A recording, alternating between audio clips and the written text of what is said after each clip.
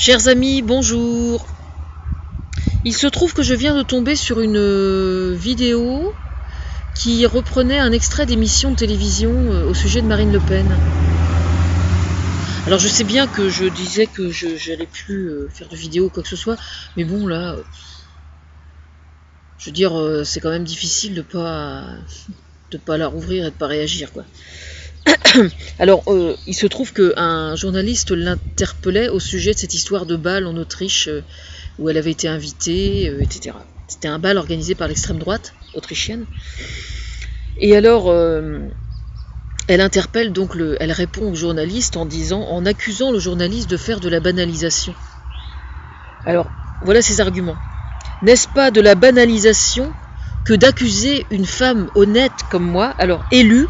Alors, jusqu'à preuve du contraire, le fait d'être élu par quelqu'un n'est absolument pas un critère d'honnêteté. Parce que Hitler, justement, a été élu démocratiquement.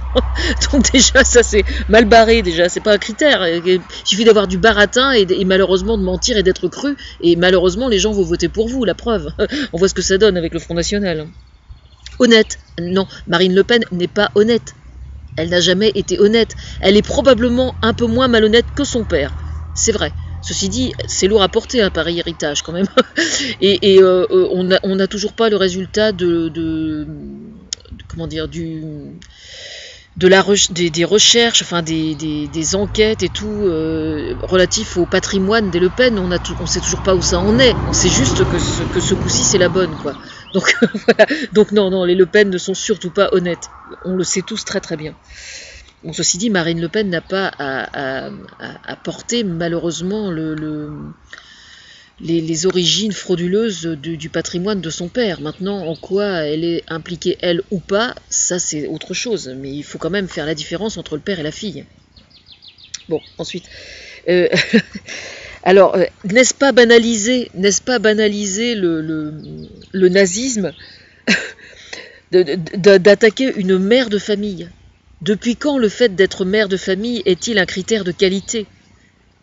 Moi je connais des femmes, on sait tous malheureusement qu'il y a énormément de mères de famille qui font du mal à leurs enfants, qui sont des malades, je veux dire, le fait d'avoir mis un enfant au monde n'a jamais été un critère de qualité.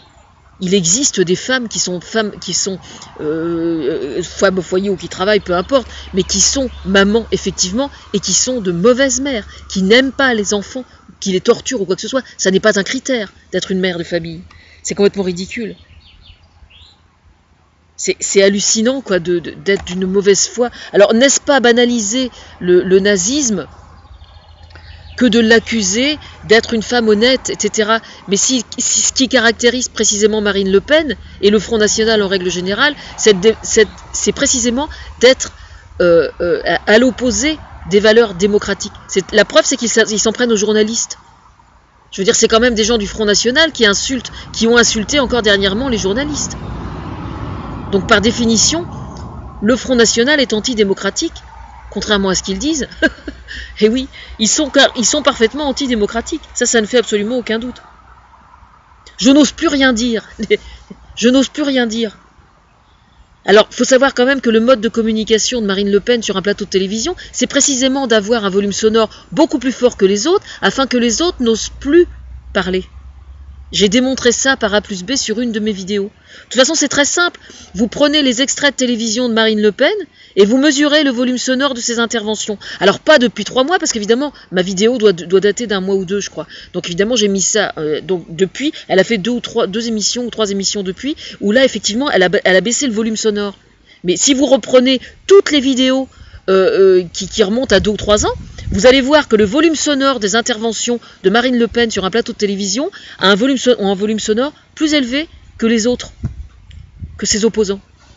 Donc voilà, c'est démontré par A plus B, tout simplement. Reprenez d'autre part aussi, d'ailleurs rien que la vidéo que je vais vous donner sur laquelle je travaille là, vous allez voir que le vocabulaire qui est utilisé par les gens qui soutiennent Marine Le Pen, voilà, elle déchire, elle écrase, voilà, c'est ça le Front National, le véritable Front National. Alors, est-ce que ça n'est pas banaliser le nazisme que de s'en prendre à une femme comme elle? Mais que fait donc son père? quand il fait de l'humour avec le nazisme, quand il fait de l'humour avec la Shoah, quand il en remet une couche là, ça c'est de la véritable banalisation, effectivement, du nazisme. C'est vraiment pitoyable de voir des gens aussi cons et qui malheureusement remportent autant de suffrages. Ceci dit, j'aimerais bien savoir où en sont les sondages aujourd'hui du FN, justement. Hein, ça serait bien, j'aimerais bien avoir des sondages, là, depuis tant qu'on nous emmerde avec les sondages, là. Hein. Qu'est-ce qu'ils pensent aujourd'hui, les gens qui ont voté le Front National, quand ils voient ce qui se passe aujourd'hui, hein? J'aimerais bien savoir, moi. Bon, quant à moi, eh bien, je vais bien. J'ai assisté hier soir à un concert à la fête de la musique à Barentin. C'était Leonardo DiCaprio qui venait faire un remake du Titanic. Alors, pour ceux qui ont la mémoire courte, je vous rappelle, la scène se passe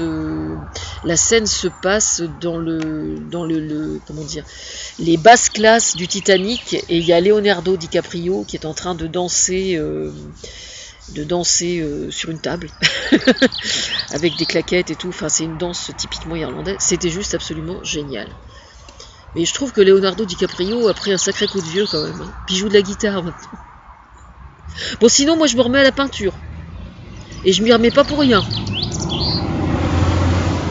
Je suis super fière de moi. Je vais poser ça dans la journée.